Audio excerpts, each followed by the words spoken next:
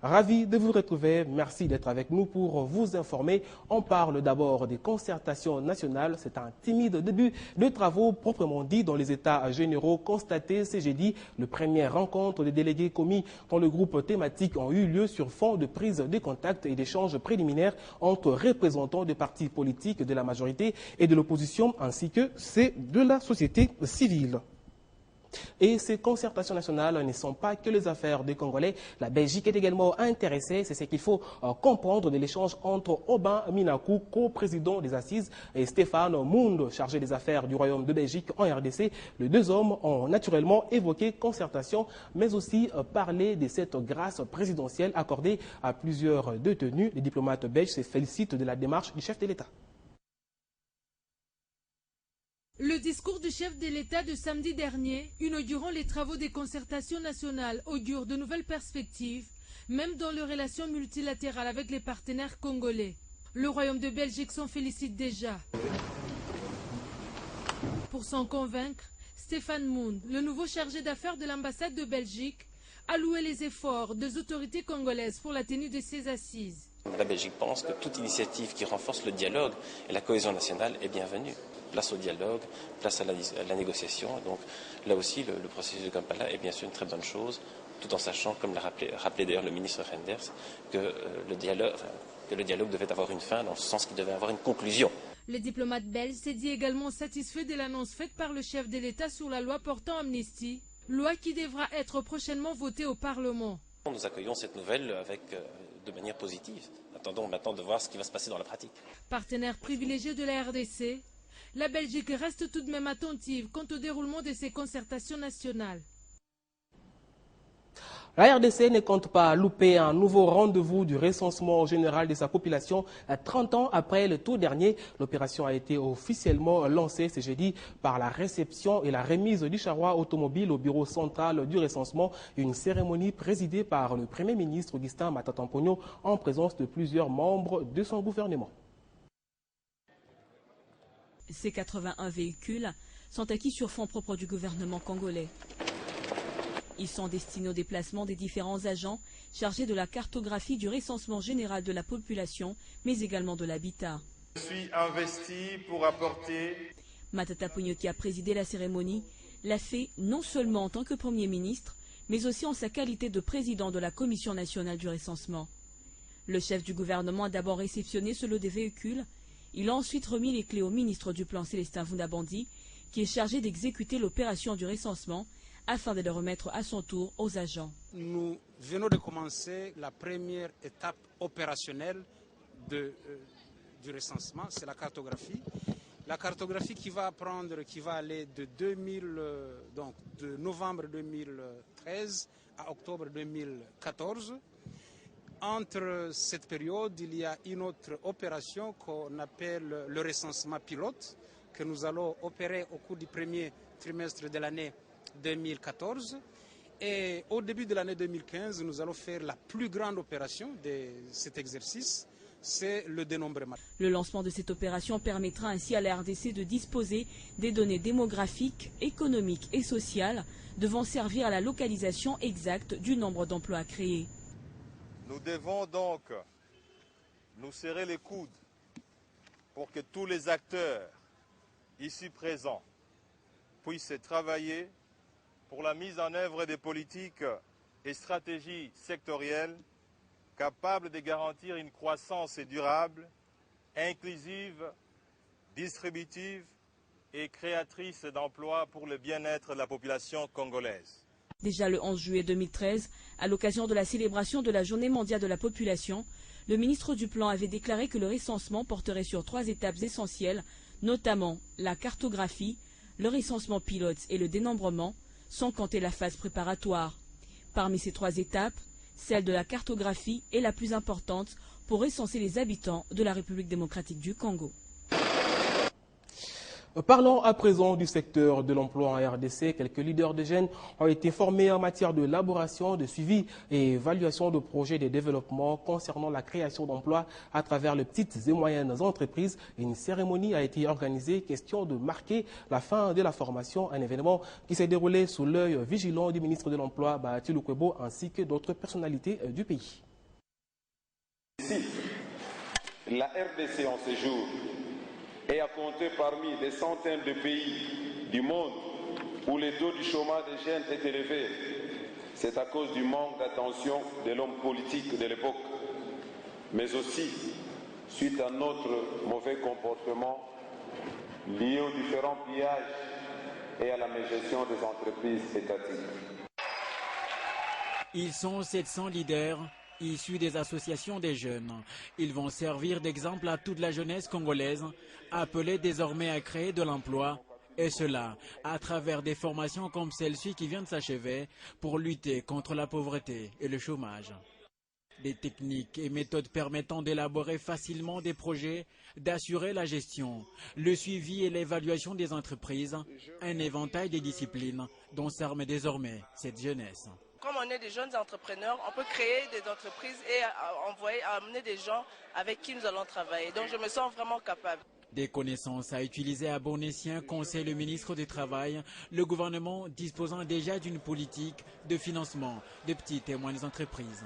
Le gouvernement encourage, le gouvernement assure la formation et le gouvernement parraine les projets de jeunes vers les banques, vers les institutions de financement, vers les partenaires extérieurs. Mais le programme national pour l'emploi des jeunes, initiateur de cette formation, devra encore batailler dur pour arracher les 20% toujours sollicités du budget national pour la création des 10 000 petites et moyennes entreprises.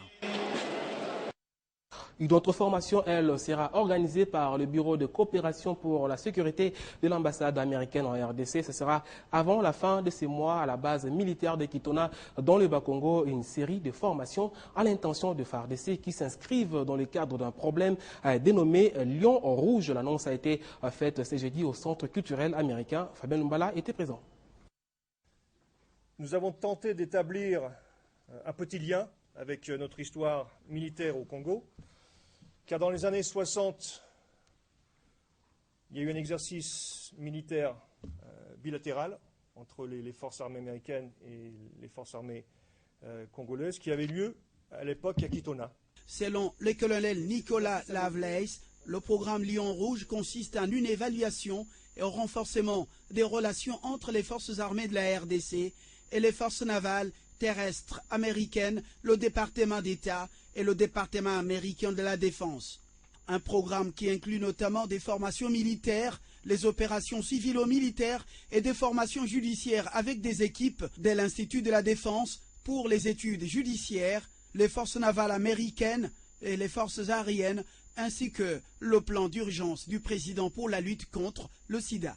Des actions au travers lesquelles l'ambassade américaine compte traduire en actes l'engagement des États-Unis comme partenaire et soutient des programmes, des réformes en matière de sécurité en République démocratique du Congo. D'après cet officier américain, Lion Rouge met également en évidence les moyens à mettre en œuvre pour les engagements et des formations dans les futurs. Mais pour quelle finalité? Voir un échange d'informations entre les FARDC et les forces américaines, mais aussi de sensibiliser nos soldats américains. Pour certains, ça sera leur première visite en Afrique.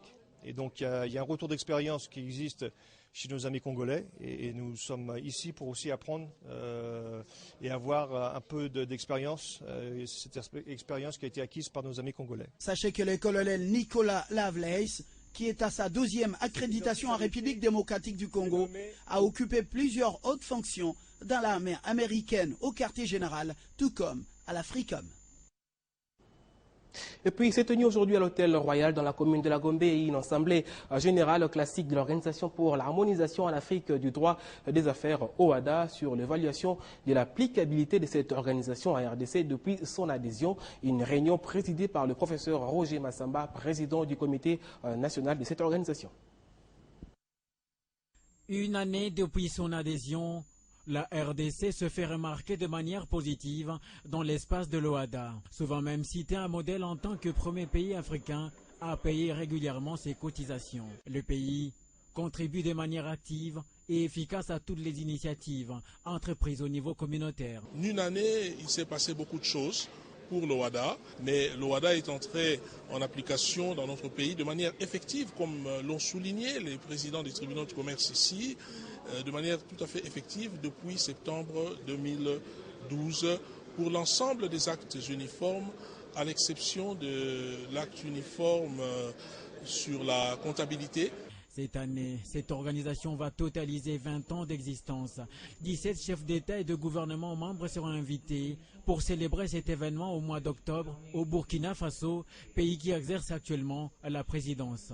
Une manifestation qui sera précédée par un conseil des ministres des 17 États partis avant de se retrouver à Kinshasa. Où nous aurons la fameuse CCJA et qui tiendra aussi un certain nombre qui va organiser donc des actions portes ouvertes pour mieux se faire connaître. L'année 2013 est considérée comme une période transitoire pour que les sociétés commerciales puissent harmoniser leur statut dans l'organisation et renouveler leur registre de commerce immobilier. Au Fonds de promotion des industries, son directeur général a inspecté les différents sites des unités de production qui bénéficient de l'appui de son entreprise. Objectif, c'est rendre compte du fonctionnement de ces entreprises d'intérêt général de la population congolaise. La promotion de l'industrie, c'est l'un des domaines qui connaît une réelle expansion en République démocratique du Congo, bien que les résultats sont encore minimes, mais prometteuses, comme ici à Lissaoud, cette entreprise de production des papiers hygiéniques financée par le FPI. C'était une première étape de la tournée du directeur général du FPI et le constat est plutôt satisfaisant. À quelques dizaines de minutes de là, c'est une autre entreprise bénéficiaire du fonds du FPI, Congo Store, spécialisé dans la fabrication des emballages. L'apport du FPI, c'est en termes de confiance. C'est un partenaire de confiance qui nous accompagne depuis plusieurs années dans beaucoup de nos projets. Et je crois que c'est avec raison, parce que c'est un projet qui est viable. Direction le Mongafula, voici la carrière Ngouvis, une carrière qui a bénéficié de l'appui du Fonds de promotion de l'industrie en vue de la production des caillasses et moellons, aujourd'hui à sa deuxième année de production. FPI est venu ici quand il y avait encore des plantations et nous avons commencé avec FPI l'installation de cette usine. Nous venons de commencer la production. Nous sommes à notre deuxième année de production et elle va augmentant. Voilà qui fait la satisfaction du directeur général du Fonds de promotion de l'industrie au terme de cette visite d'inspection. C'est une des réponses que nous apportons aux préoccupations du gouvernement qui nous a instruit d'apporter un soutien au secteur agroalimentaire dans le cadre de la vision du chef de l'État qui porte sur la modernisation de notre économie et de nos infrastructures. Nous avons besoin de tous ces matériaux, comme moellons, comme caillasses, comme sable. Et donc, ces projets que nous avons financés il y a de cela 3 ans, aujourd'hui viennent d'être réalisés. Pour recycler ces ressources et créer d'autres unités de production pour le développement de la République démocratique du Congo, le Fonds de promotion de l'industrie exhorte les opérateurs économiques au remboursement de crédits. Jetons un coup d'œil sur la révolution de la modernité dans son volet infrastructure. Les travaux de réhabilitation et modernisation de routes à travers la ville de Kinshasa suivent leur cours normal. Nous avons été au pont Matete et au pont Mokali où les travaux ont pris une vitesse de croisière. Un constat de Jimmy Mavouba. C'est l'une des chaussées les plus fréquentées de la capitale. Plus de 180 000 véhicules par jour. Jusqu'à l'aéroport international d'Ndjili, c'est un boulevard Lumumba qui se transforme du tout au tout. C'est sur le même tronçon qu'est jeté les ponts Matete, élargi à 8 bandes et renforcé dans ses bases. Il pourra supporter 56 tonnes. À quelques mètres du quartier Banounou, l'on construit un viaduc ouvrant directement sur le boulevard Lumumba, un raccourci pour les habitants de ces quartiers qui jadis devraient effectuer des détours. Plus loin, c'est le pont Mokali en plein relooking. Ces travaux vraiment nous donnent une très bonne impression. C'est tout le peuple congolais. Et ce qui a comme grande différence, même ceux qui niaient la force des Chinois par rapport aux travaux, même ceux qui niaient Kabila ne faisait rien, aujourd'hui tout le monde est curieux de venir découvrir comment les travaux se font. Parce que c'est d'abord l'intérêt du peuple congolais. Des travaux bien limités dans le temps, ils sont donc censés se poursuivre, même dans les pires conditions climatiques. Nous sommes déjà au niveau de l'aéroport. Ici c'est le lot 3 et on se limite vers Mokali. Vous voyez l'allure que nous sommes en train d'avancer. Ça ne prendra pas assez du temps et c'est pour bientôt qu'on va terminer. D'ici fin octobre, toutes les pistes seront asphaltées, les viaducs et tous les ponts seront finis et fin décembre 2013, le boulevard Lumumba sera alors définitivement ouvert aux usagers.